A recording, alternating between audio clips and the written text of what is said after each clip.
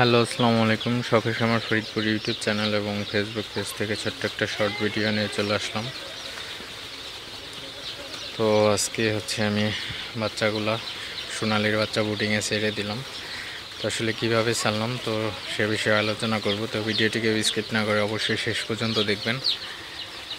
শখের খামার ফরিদপুর ইউটিউব চ্যানেলটি অবশ্যই সাবস্ক্রাইব করবেন, ভিডিওটি লাইক, কমেন্ট এবং শেয়ার করে অন্য ভাইদের দেখার সুযোগ করে দিবেন। তো ভিডিওটি শুরু করা যাক। তো আপনারা দেখতে পাচ্ছেন আমার সোনালি সুপার হাইব্রিড মুরগির বাচ্চাগুলো আমি অলরেডি বোর্ডিংয়ে ছেড়ে দিছি। তো ছেড়ে দেওয়ার সময় আসলে দেখেন, তো বাচ্চাগুলো কিন্তু আমি প্রায় 17-18 ঘন্টা পরে ছাড়ছি আসলে বোর্ডিংয়ে। তো দেরি করে ছাড়ার কারণ অবশ্যই আপনাদের সাথে আমি শেয়ার করছি পূর্বের ভিডিওতে। তো এখন বাচ্চাগুলো আমি অলরেডি বোর্ডিংয়ে ছেড়ে দিলাম। তো বাচ্চাগুলোকে ছাড়ার সময় লাইসো প্লাস অথবা লাইসোবিট দিয়ে দিবেন। তো লাইসোবিট দেওয়ার পরে প্রথম 4-5 ঘন্টা আপনার লাইসোবিট অথবা লাইসো প্লাস দিবেন। তো তারপরে আপনার বায়োসেপ প্লাস দিয়ে দিবেন।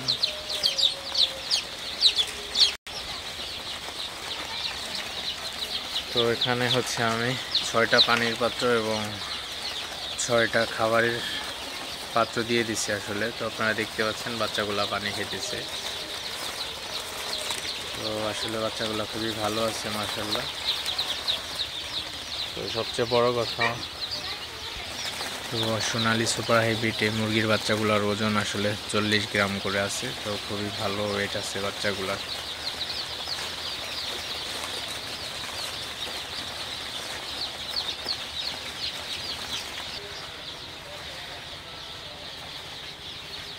আপনারা দেখতে পাচ্ছেন 6টা পানির পাত্র আমি 6 লিটার পানি দিছি।